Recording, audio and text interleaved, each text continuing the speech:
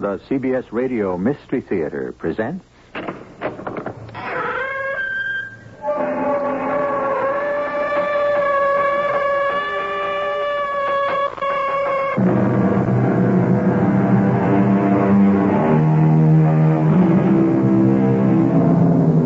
Come in. Welcome. I'm E.G. Marshall. Anger is a branch, and hate is a tree. And prejudice and bigotry are the undergrowth and the brambles. And they all form the forest, the unwholesome forest of intolerance. And so far, this is a forest that has always flourished. How well has it been protected and preserved over the centuries? Yes, and for how much longer? Hello, darling. Penelope. It's Penelope. Of course, it's Penelope. But you're dead. Who says so? It's been in all the papers. Really?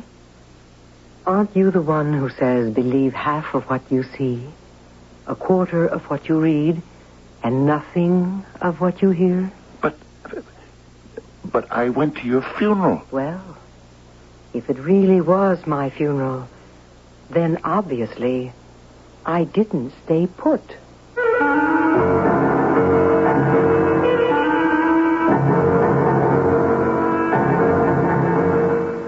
Our mystery drama, The Man Who Couldn't Get Arrested, was written especially for the Mystery Theater by Sam Dan and stars Fred Gwynne. It is sponsored in part by Buick Motor Division and True Value Hardware Stores. I'll be back shortly with Act One.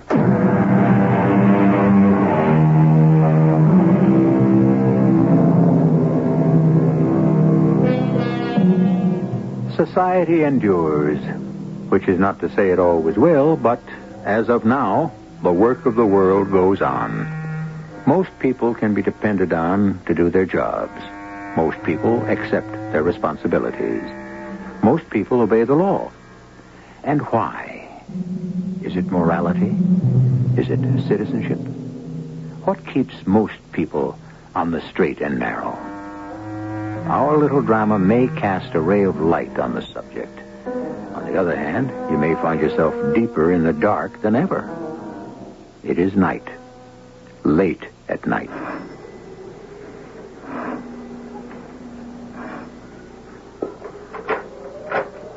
Yeah? What do you want? Madam, your sign says... Ringing the bell at this hour. Your sign says rooms for rent, and I thought... You know what time it is. Oh, I apologize for the lateness of the hour. I run a respectable place. I'm convinced of it, ma'am.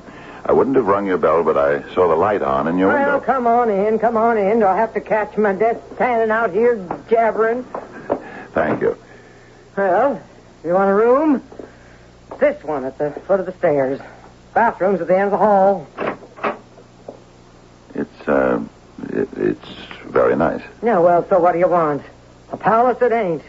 But for $25 a week, take it or leave it. I'll take it. In advance. Oh, yes, of course. I'll write you a check. A check, huh? I'm accustomed to paying all my bills by check. Yeah, I'll bet you are. Listen, Buster, first thing in the morning, I'm at the bank. If this thing bounces, you bounce right out after it. And one thing I don't put up with here, women in the room. I run a quiet, respectable house. Oh, yes, I approve. I'm actually a rather quiet person myself. Mrs. Mumford. Mrs. Mumford. Yes. And my name is Carnahan. Hector Fremont Carnahan. Yeah, I'll bet it is. Where's your bags? Bags? Luggage, your belongings, your stuff. Oh. Are you on the lam? I beg your pardon. I ain't running a hideout. So if you're in wrong with the law, you... Oh, I see what you mean. Oh, I assure you it's nothing like that. Yeah? Well, what is it like? Well, I'm in Wall Street. Yeah, I miss America. No, it's true. I'm a stockbroker. Yeah, sure. You're also a millionaire. Yes. Even with the depressed state of some of my holdings, my net worth is in the... Yeah, well, so tell me, Buster. My name is Hector. Yeah, so what are you doing in a flea bag like this? Why now, Mrs. Mumford, you underestimate the sheer beauty of this building. Oh, yeah? This is what's known as a Madison brownstone, So what? which means it's over 100 years old. You're telling me. The last of them were built in the 1870s. None of which answers my first question. Question. Where's your belongings? Oh, well, you see, I don't intend to live here on a permanent basis. You don't. You see, there are times when I need solitude, intervals for meditation, contemplation, self-communion, as it were. Yeah. And I do not wish to be disturbed by my associates. Well, then why don't you go on up to the woods? Millionaire like you. You could have one of them hunting lodges. That would not answer the purpose. You see, I must be available for various business decisions at a moment's notice. At this address, I am not more than 5 minutes from my office by taxicab. And who would think to look for me here? Well, to each his own, as they say. Good night. Yes, good night.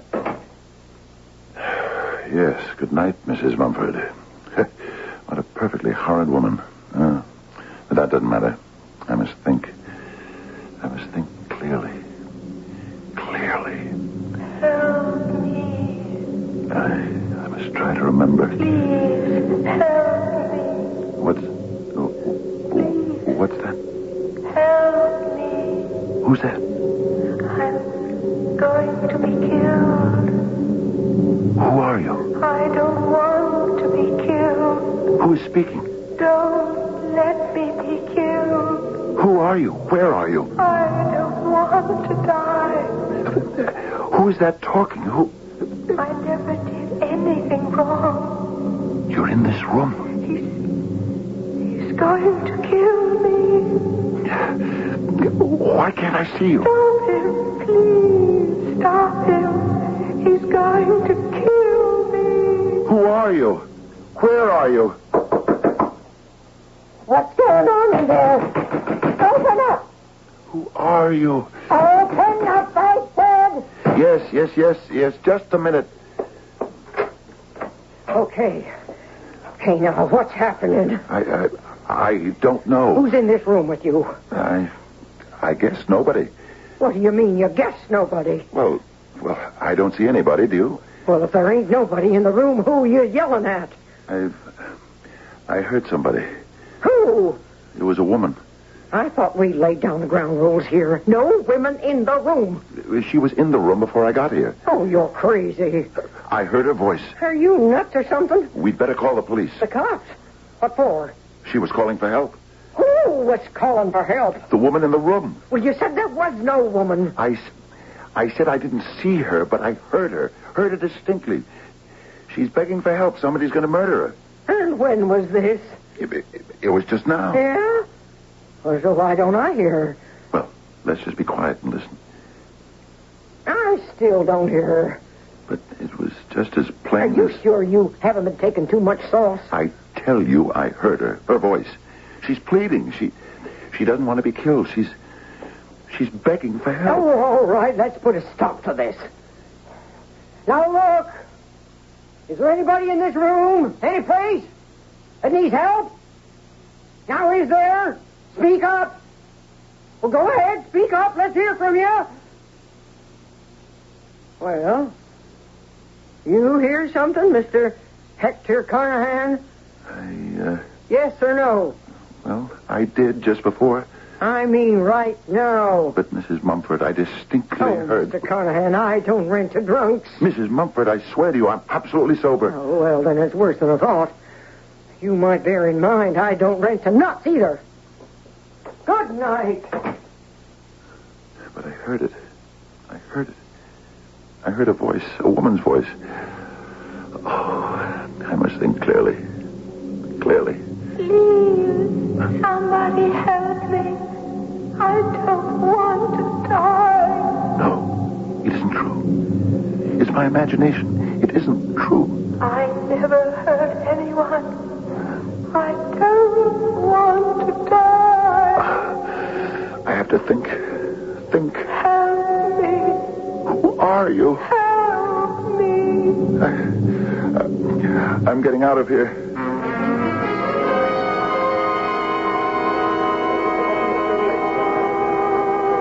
What do you have? What?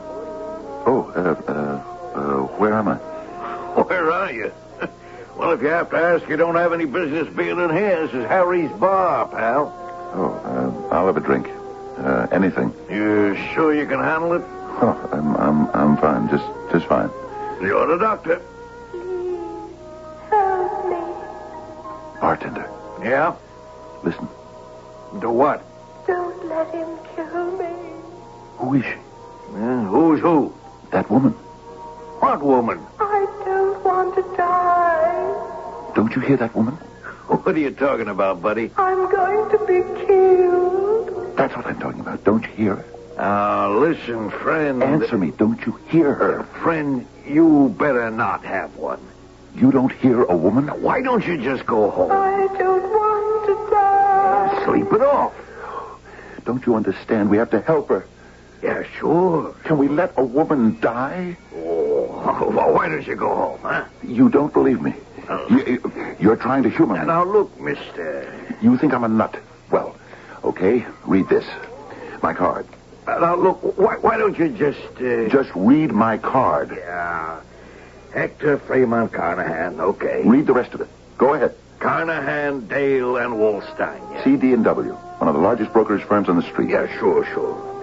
You don't believe me. I believe you, yeah. You can't treat Hector Fremont Carnahan as if he were some kind of nut who wandered in here. Now, look, all I'm saying, pal, is you better not have a drink. What are we going to do about her? Her? The lady who is going to die if we don't help her. Look, friend, just take a walk, huh? You're going to let that woman die? Well, there's a lot of women in the world. One less, is it really going to matter? All right, I'll go. But I hope you can live with yourself. The recent fall in the prices of precious metals should not tempt the prudent investor into thinking he can get in on the ground floor. Hector, am I interrupting anything? Oh, certainly not, Dale. I'm just doing my market letter. Oh. Where were you last night? Last night? Yes, you and Penelope were supposed to have dinner with us. Were we? Well, of course. Don't you remember? How would I know? Penelope handles all the social engagements. Check with her. Well, Eleanor did. Yes, and what did Penelope say? I don't know. She couldn't reach her. She's been trying to phone Penelope all day. Do you know where she is? Probably at the garden club or the women's club. Well, it's strange. Where were you last night? Last night? Yes, you were supposed to be at our house, and when you didn't show up, we kept calling and calling. Well, as far as I can tell, we went out to dinner. If it was supposed to be at your house, then signals were crossed. Now, let's see. Afterward, we went home. Why? What's the matter? The matter? Well, you have a rather strange look on your face, Dale. Well, to tell you the truth, Hector, there's a... Yes? What is it?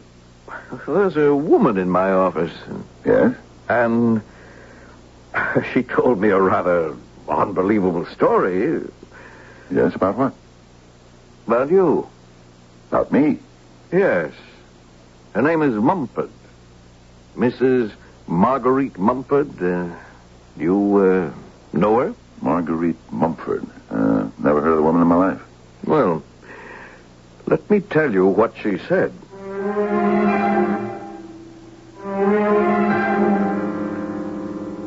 Well, we know what she said, so this is as good a time as any to take our usual intermission. At any rate, we have presented you with two Hector Fremont Carnahans. One, the impressionable and frightened man who hears voices.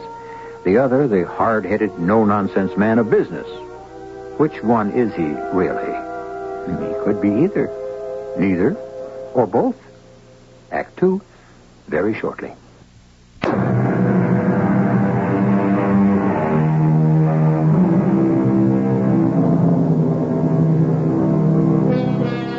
There are voices in the night, voices in the starry stillness, voices that whisper secrets, voices that cannot be stilled, voices that laugh, sing, cry, voices that tell of love and joy, voices that speak of death. And Hector Fremont Carnahan is hearing voices. Or is he? Then I'll send her on her way. Just a minute. What's this all about? I don't know. It's probably a confidence racket of some kind. Now, I insist, Dale. Explain it. Well, it beats me. Come into my office.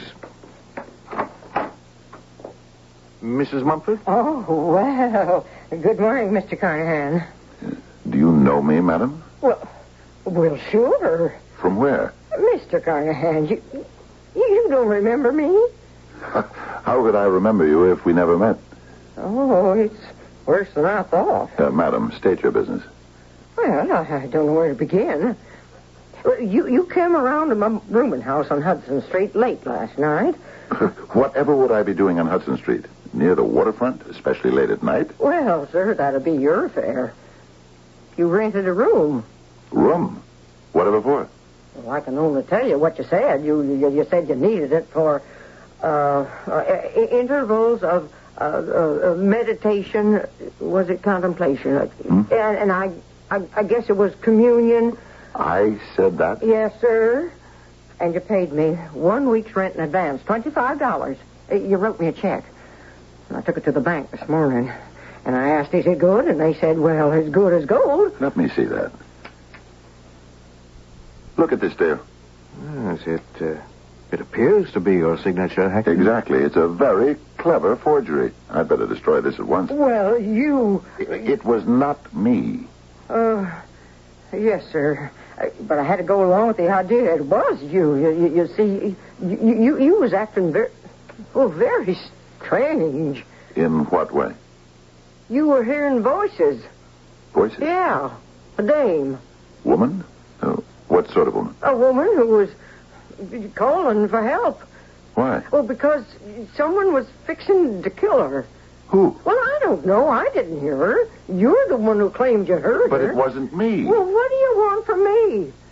Oh, 10 o'clock at night, a guy, he's the image of you. He rings my bell. He rents a room. He gives me a check for a week in advance.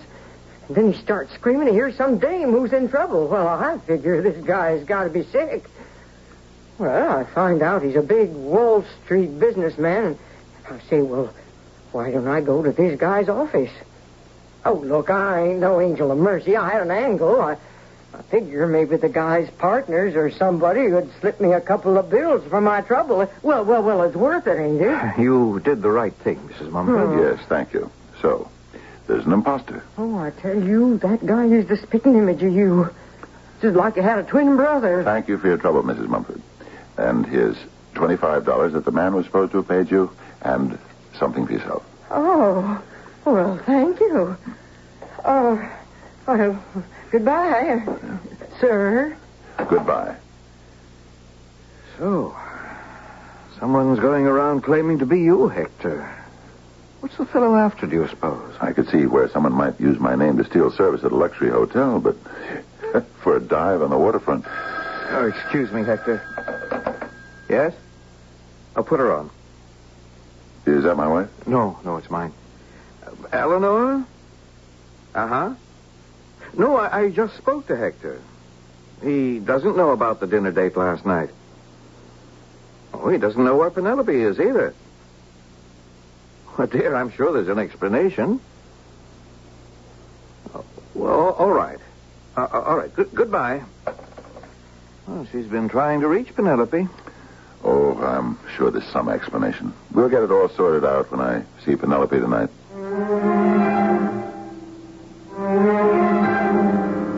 The recent fall in the prices of precious metals should not... No. Strike that. I've already said that. Been saying it all day. I have to think clearly.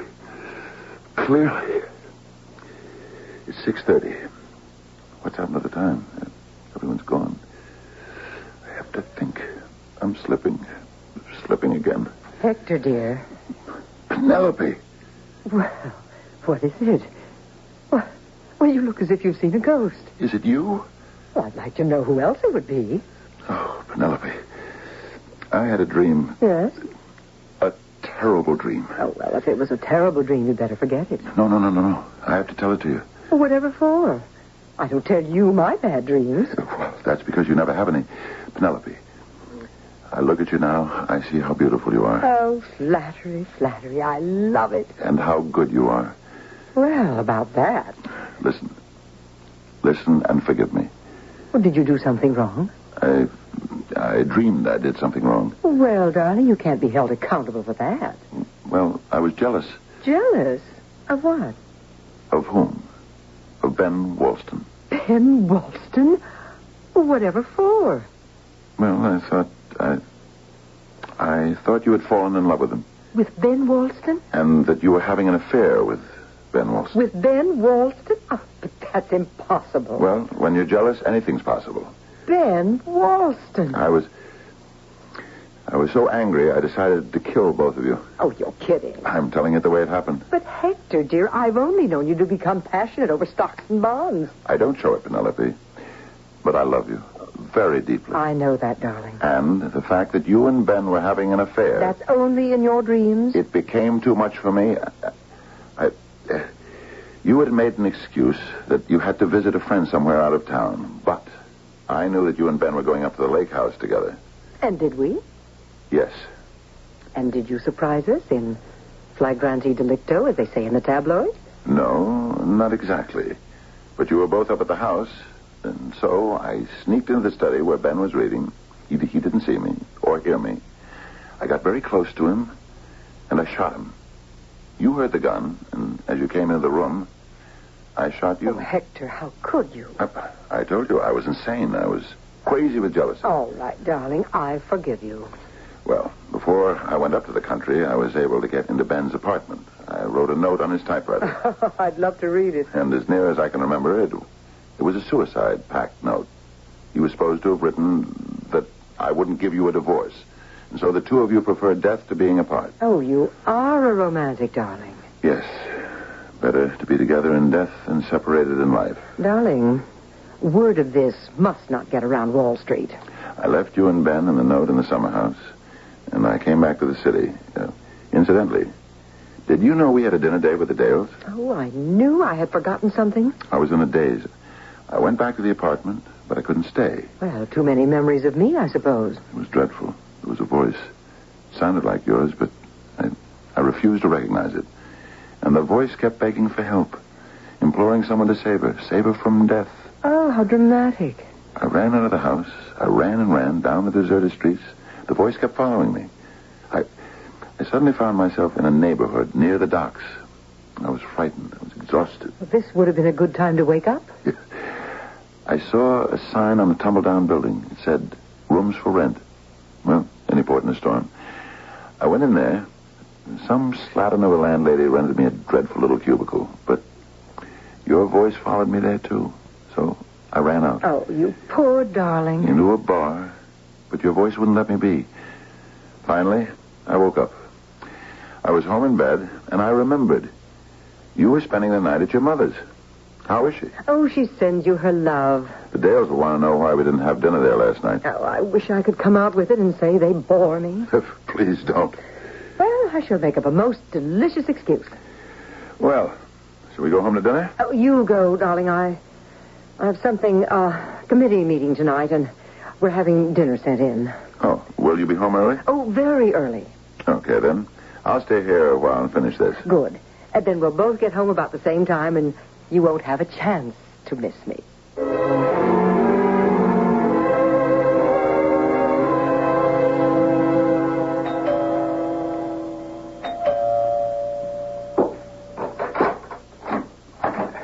Hector... Dale, come in.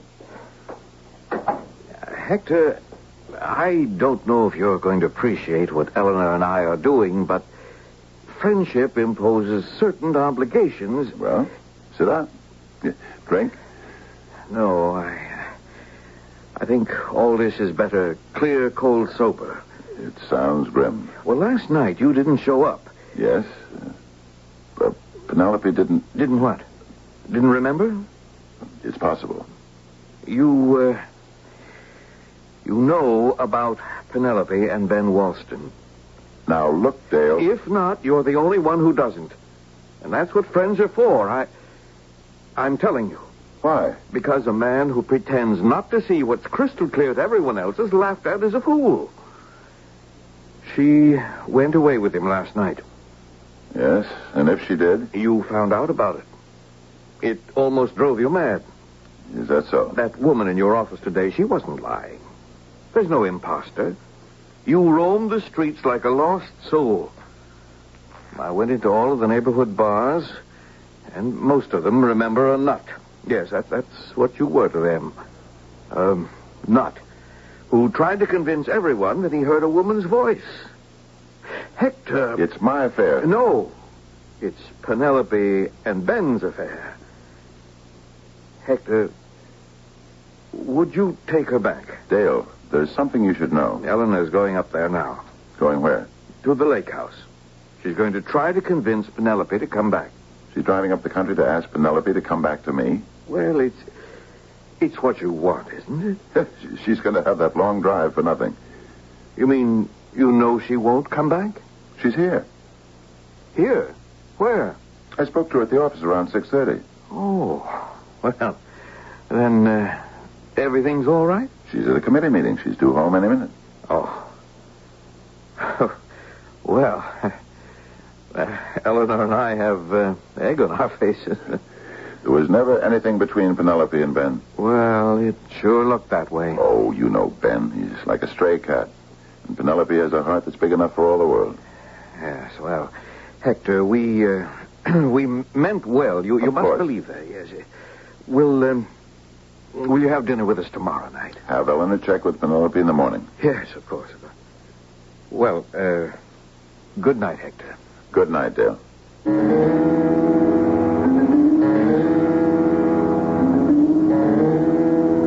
Darling? What? Oh, no. I must have fallen asleep. Oh, I'm sorry. The meeting ran a little later than we expected. Oh, that's okay. Oh, I just want to get into my nightgown and... Oh, I'm sleepy, too. Oh, I'm glad you woke me. Oh, am I glad. I had this dream. Oh, another one? It was about Ben. Oh, go back to sleep, dear. He was so terrible. I have to tell him about it. Well, I'm sure he doesn't care to... I must. I'll call him now. Darling, I'm sure he's asleep. All right, then you call him. Say I have to tell him this dream. Tell him he must come over right away. To hear a dream? Yes, to hear a dream. Please, Penelope.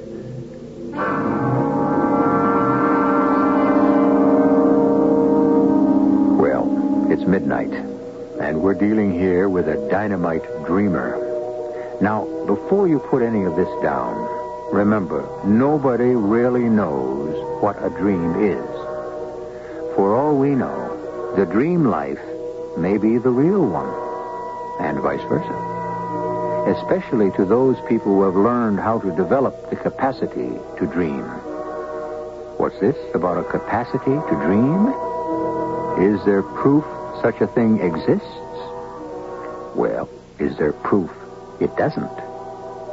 In just a few moments, I'll prove to you that we have a third act.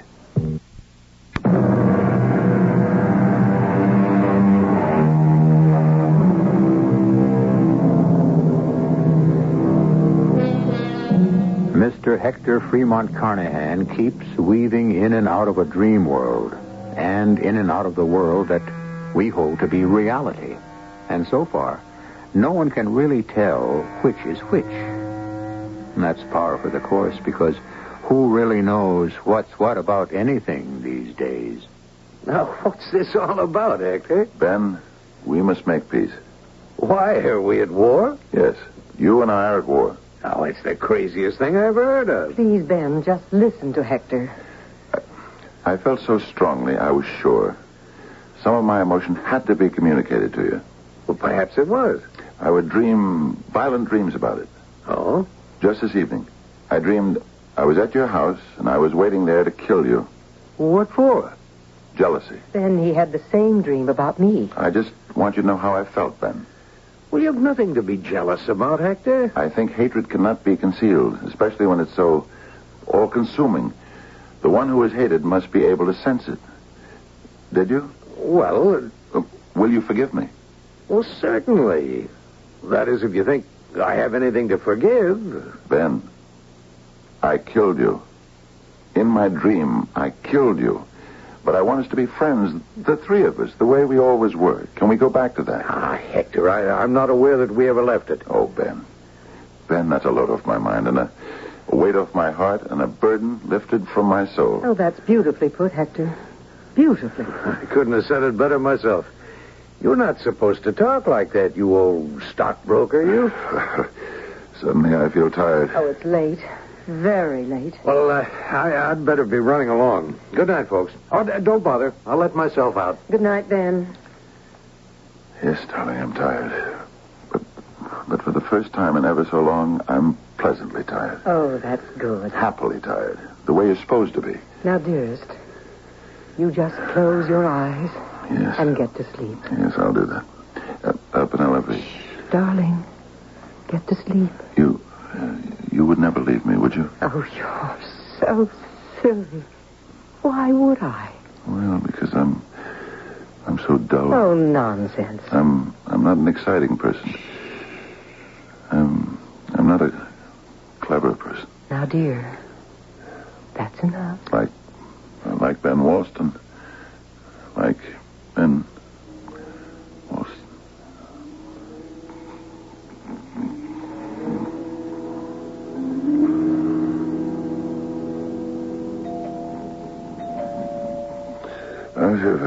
What? All right. For crying out loud, I hear you ringing. I'm coming. What kind of idiot would be at the door at this time? Who's that? It's me, Dale. Dale. Hector, Yes, me, Hector. Who did you expect? I have to talk to you. It's 4:00 in the morning, I Dale. know that. Well, what is this thing you have to tell me at 4:00 in the morning that can't wait? Hector, I don't know how to say this, but... Yes, but what? Well, I never had occasion to tell something like this to anyone before. Something like what? Come on. Out with it, man. I just got a call from Eleanor. So? She's up in the country. And, well, I told you she'd gone up there to see if she could effect a reconciliation between you and Penelope. Didn't I tell the two of you were dead wrong? Well, she'd already left our house by then. So she had the trip for nothing. She's up there now. And she found Penelope. How could she find Penelope up Now, there? let me finish this, Hector. It's hard enough to say. Penelope's dead. You're crazy. I wish I were. Let me prove it. Penelope's here. But I just spoke to Eleanor on the phone, and she You were said... dreaming. Now, Hector, please, get hold of yourself and listen. Come with me. Where? Into the bedroom. You'll see for yourself. What'll I see for myself? Penelope. She's here. She's been in bed all night. Hector, you have to stop fighting it. Will you please come on in? Come on. You have to accept it. What are you waiting for? Just come this way. Dale, in here. But don't wake her up. She hates it when somebody breaks up her sleep. There. See? See what? Penelope. Fast asleep in bed. Hector, there's no one in that bed. Dale. She was here just a minute ago. Hector, sit down. Ringing the bell. You probably woke her up. Should I get you a drink or something? So she must have gotten out of bed for a minute. Penelope? Hector. Penelope. I know you're here. She isn't. But we were just in bed. Eleanor went up to the summer place. I don't care what Eleanor says. I know. She says she walked into the house. Dale, this is the strangest thing. The lights were on, and the first thing she saw Ben Walston. He was dead on the floor. Now I know you're crazy. Ben was here in this room around midnight. How could he have been up to the summer house? You can imagine what a shock it was for Eleanor. She phoned the sheriff, and then she passed out. Is this your idea of a joke? Don't fight it, Hector. Please. Sooner or later, you have to accept it. Penelope? Dead? Then why was I able to see her so clearly? To talk to her, to hold her in my arms? Is Penelope really dead? Get dressed, Hector. Where are we going? You know where we're going. We have to drive up to the country. Go. They're dead. Both of them. Yes.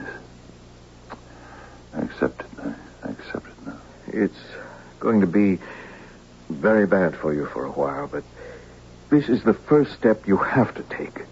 Until you do this, you'll never recover. All right, Dale, let's go. I'm ready.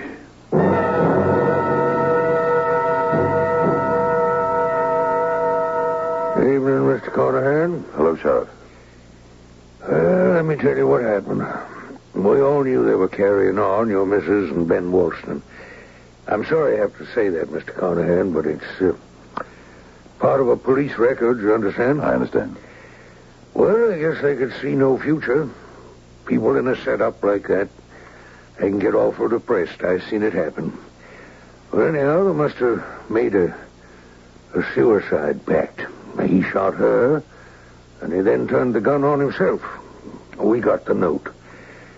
You want to read the note? It isn't necessary. I know what it says. Well, anyhow, the thing's open, and... what do you mean you know what it says? How could you possibly know what it says? I wrote it. Sheriff, don't listen to him. He hasn't been right, and this thing is obvious. I understand, Mr. Dale. It's enough to disrupt anybody. I know what it says, and I know what happened, and you must listen to me. Sure, Mr. Carnahan. Just relax. Take it easy. Don't patronize me, Sheriff. I'm doing your work for you. Oh, yeah, I appreciate that, sir. And don't be sarcastic, either. Hector, the sheriff's only And you trying... keep out of it, too, Dale. I'm not a fool. I knew what was happening behind my back, and it wasn't even behind my back. It was in front of my eyes. Hector, don't punish yourself. What does a man do in these things? It's all very well to say, divorce her, get rid of her, kill her. But what if you love her? You understand? Yes, Oh, we like to talk like two-fisted, red-blooded fighting men, but that's propaganda we sell ourselves. Most of us go through life adjusting, don't we? Sure. And so you try to live with it. You settle for half a loaf because it's better than none. Understand? Yeah, I believe I... And I could even see her point of view because I'm dull and stodgy and boring.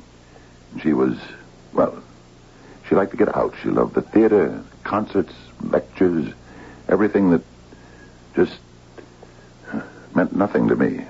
Well, you figure if the thing could be kept within decent limits, I don't know how I mean that word decent. Well, I believe I follow your true meaning. Yes, well, the more I closed my eyes, the more I pretended not to notice, the more flagrant they became. Finally, I couldn't pretend anymore. I couldn't disregard it anymore. Yes, sir. I'm a stockbroker. I must maintain a certain amount of credibility. It was becoming a scandal. So I said to them, just plain cut it out. You know what they did, both of them? They laughed at me. So I decided to kill them. Now, Hector... I decided I would make it look like a lover's death pact. I knew they'd be up there. I wrote that note. I shot him in such a way that it would look like he killed himself. And then I shot her. I see. I didn't want to be held for it, so I arranged it that way. But after I did it and I saw them lying there, dead, a terrible feeling came over me. It was more than guilt, more than remorse. I wanted to take it back. Do you understand? Yes. I refused to accept the fact that I had done this monstrous thing. I insisted to myself that they were still alive, and I heard her voice. It kept following me. Don't kill me. Please don't kill me. Help. I don't want to die. The voice wouldn't let me alone. I wanted to bring her back to life so badly. I forced myself to be able to see her again, alive. Penelope and Ben. I made them come alive.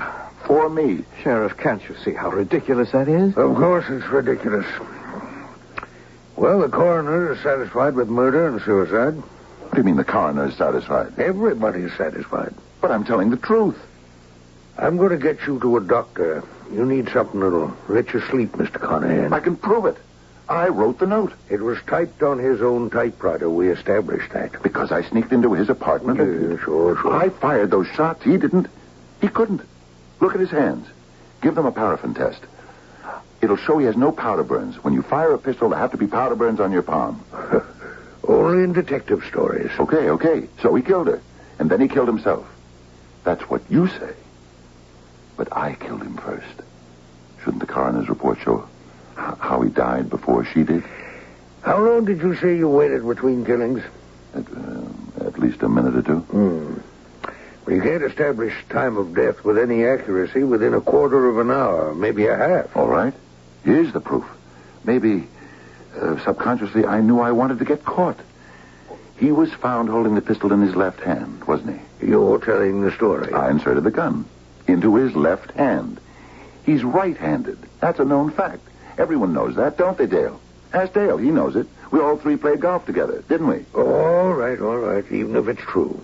The fact that a man is left-handed or right-handed don't mean a thing at a time like that. Killing yourself is an awkward thing to do. And so people do it awkwardly. You must listen to me. I've been listening. This gentleman here's my witness. I've been listening. I tell you, I did it. I'm guilty. What you got is a guilty conscience. You believe you drove her to it. So you feel you're as guilty as if you'd pulled the trigger yourself. But I did. Twice. I'm guilty. Won't you believe I'm guilty?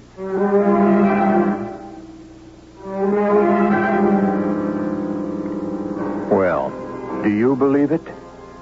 No one else did. The louder he shouted, the more people smiled tolerantly.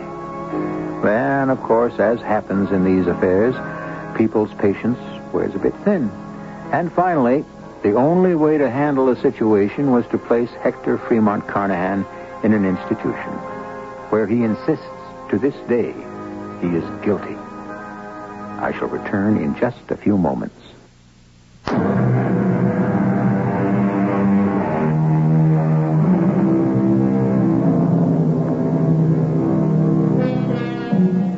It's one thing to hear people accused of murder insist on their innocence. It's quite another to hear people who are not even suspected insist on their guilt.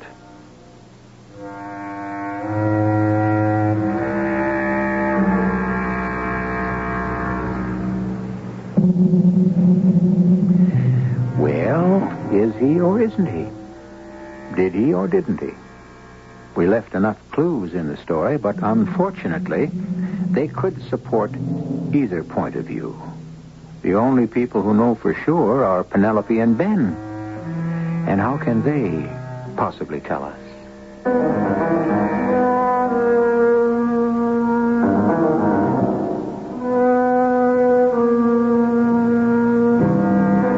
Our cast included Fred Gwynn, Joan Shea, Bill Griffiths, and Cork Benson. The entire production was under the direction of Hyman Brown. And now, a preview of our next tale.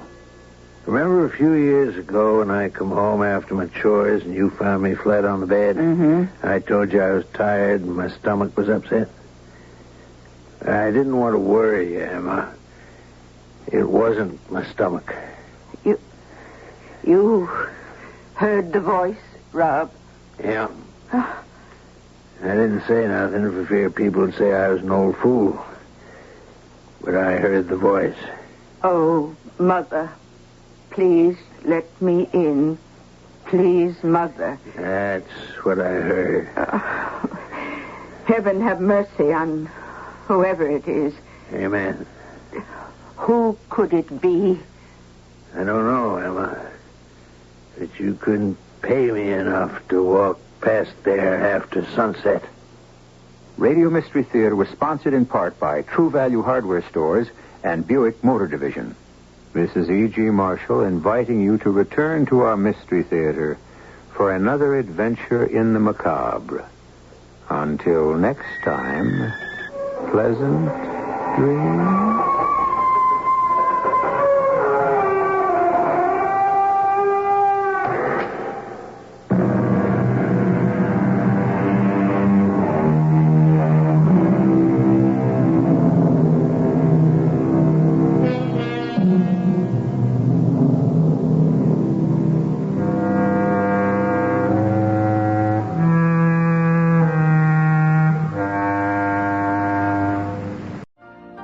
You've been listening to the OTR Gold Network.